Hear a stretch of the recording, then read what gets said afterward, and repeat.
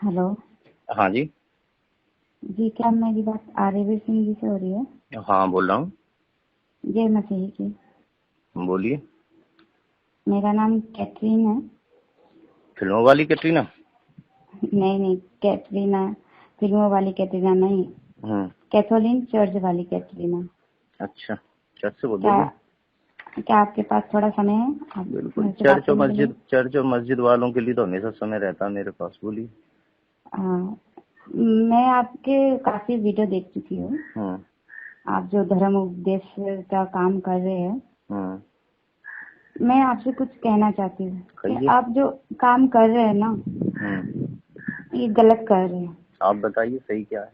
आपने जो हमारे यीशु जी के लिए जो लफ्ज बोले हैं वो सही नहीं बोले हैं। देखो, ऐसा है ना, आलोचना, अपमान और समीक्षा, इसमें फर्क होता है।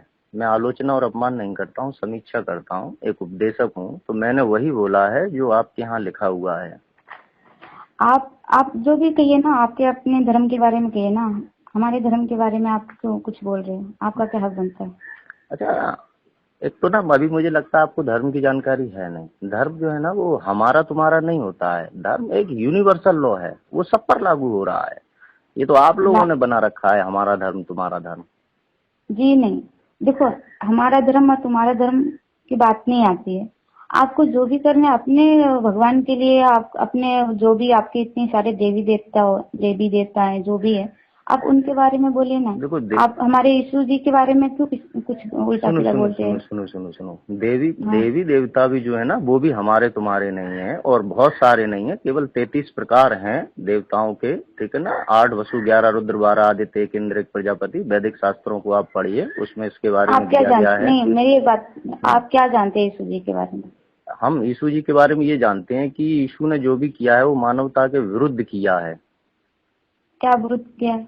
ऐसा क्या विरुद्ध किया है? आपने अपनी बाइबल पढ़ी हो, बाइबल लूका 19:27, वहाँ यीशु ने कहा है, bring her those enemy of mine who did not want me to reign over them and slay them before me. Yeshu ने खुद को राजा ना मानने वालों को कत्ल करने की आज्ञा दी है। तो ये तो मानवता के खिलाफ हुआ ना। वो यीशु थे। उन्होंने अगर कुछ किया है, कुछ लिखा है, तो वो जरूर किसी अच्छे काम के लिए किया बिल्कुल होगा। नहीं, अच्छा काम हम बता देते हैं। अच्छा काम क्या अच्छा, होता एक बात है? बताओ, सुनिए आपके सुनिए, धर्म में, आपके आप धर्म में सुन ऐसा तो लो। कुछ नहीं किया? फिर हमारा तुम, हाँ, हम बता देते ना, फिर हमारा नहीं तुम्हारा नहीं, धर्म करने लगे। मेरे एक बात का जवाब दीजिए। चलो सुनो सुनो, मैं बता देता हूँ ना। कृष्ण, आप गीता पढ़िए। श्री कृष्ण ने गीता में 7वां अध्याय श्लोक संख्या 36, यो यो याम यम तनु भक्ता श्रद्धार्चितु मिच्छति तस्य तस्य चलाम श्रद्धाम तामे विद्धाम्यम।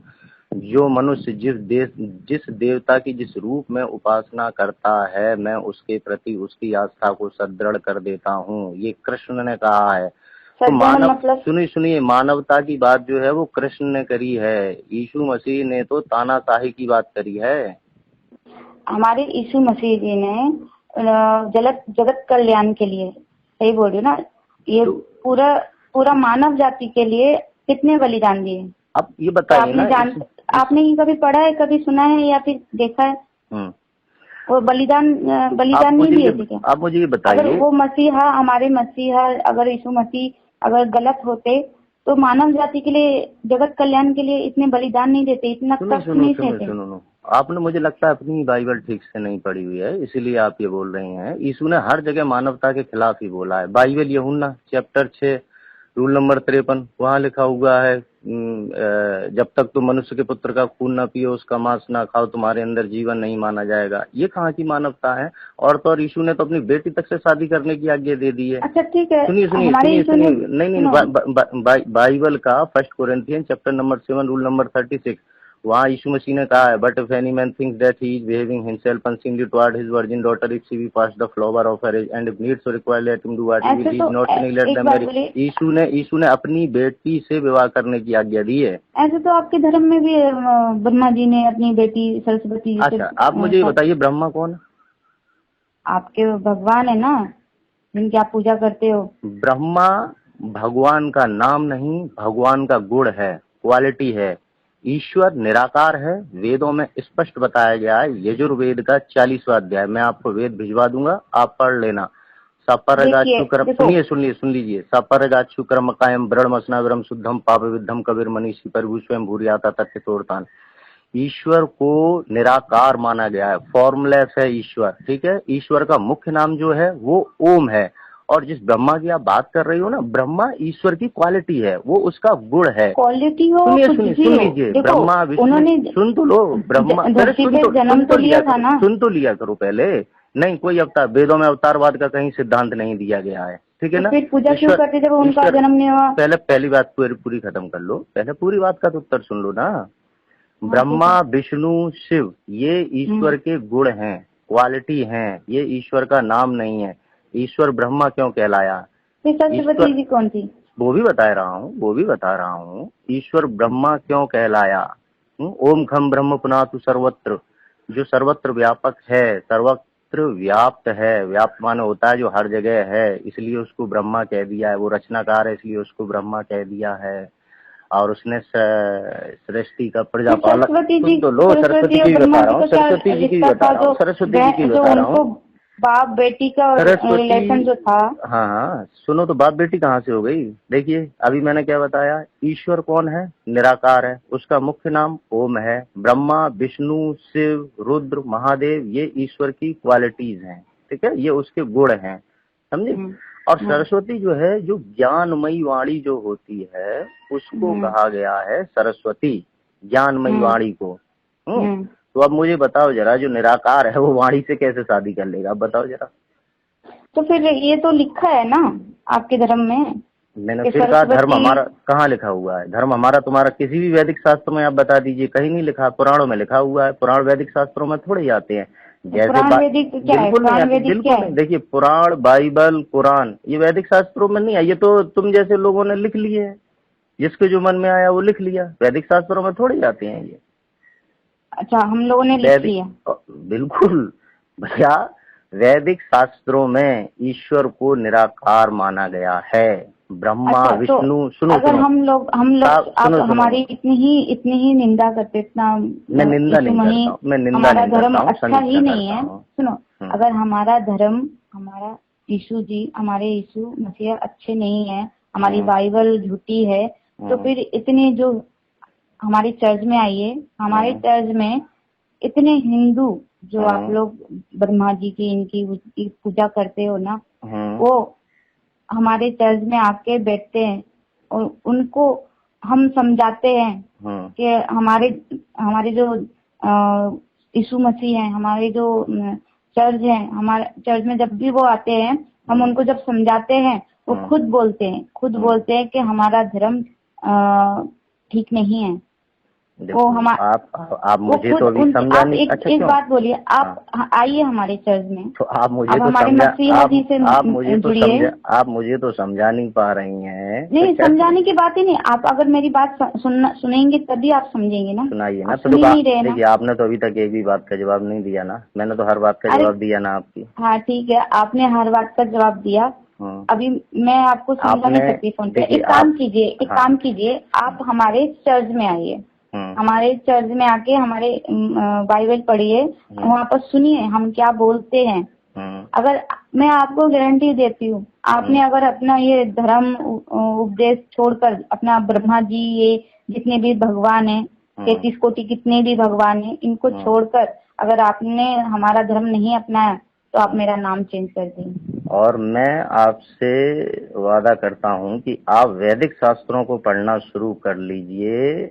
आप एक तो ये हमारा तुम्हारा धर्म कहना भूल जाएंगी, आप धर्म के सार्वभौमिक सिद्धांत को समझ जाएंगी। अगर आप चाहते हैं हम ये जो आप ये जो बोल रहे हैं ना कि हाँ हमारा धर्म तुम्हारा धर्म कहना भूल जाइए, तो हम तो यही चाहते हैं कि हमारा धर्म तुम्हारा धर्म मत कहिए। पूरा दुनिया, पूरी ये जो जितने भी धर्म है सब खत्म करके पूरे दुनिया को, हमारा धर्म तुम्हारा धर्म तो ये तुम्हारी बाइबल और कुरान सिखा रहे हैं ना। यीशु मसीह को मानने लगी है ना पूरी दुनिया। अगर जिस दिन यीशु मसीह को मानने लगेगी, जिस दिन पूरे विश्व में, पूरे जहान में सिर्फ यीशु मसीह का राज होगा, मैं उस व्यक्ति को कैसे मान लूं?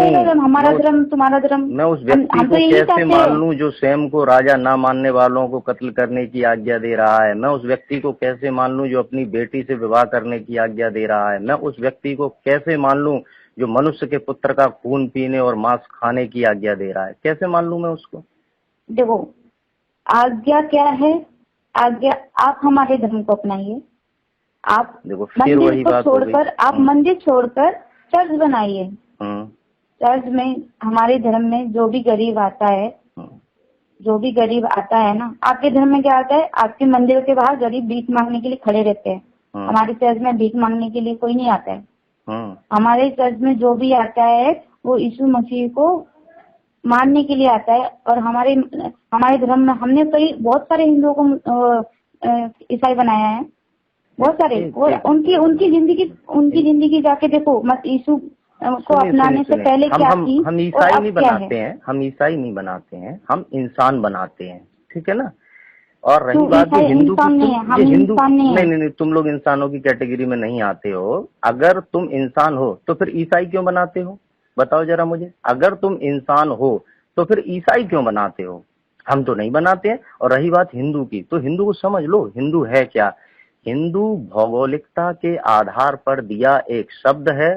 भारतीय उपमहाद्वीप में रहने वाला प्रत्येक व्यक्ति हिंदू जाना जाता है।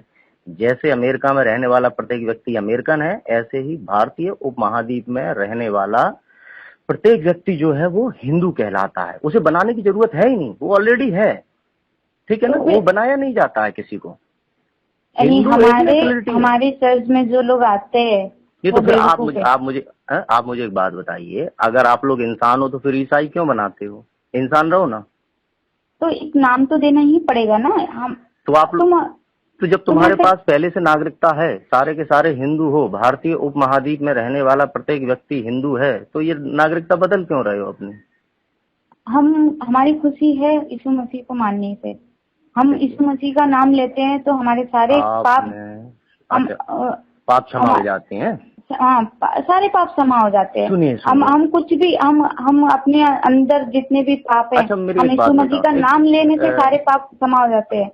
हमको खुशी मिलती है। हमने अगर कोई पाप किया है, हमने अगर सुनो मेरी बात सुनो, हमने अगर पाप किया है, हम यीशु मसीह के सामने जाके हम उनका नाम लेते हैं। सामने जाओगे तुम्हारे पाप क्षमा हो जाएंगे। अब मेरी एक बात का जवाब देना, मेरी एक बात का जवाब देना। हमको खुशी मिलती है। अगर पाप क्षमा नहीं होते, अगर पाप क्षमा नहीं हो, पाप कभी क्षमा नहीं होते। अवश्य में भोक्तव्यम कृतम कर्म शुभाशुभम, जो भी शुभ अशुभ किया है उसका परिणाम निश्चित ही मिलना है। पाप कभी क्षमा नहीं होते हैं।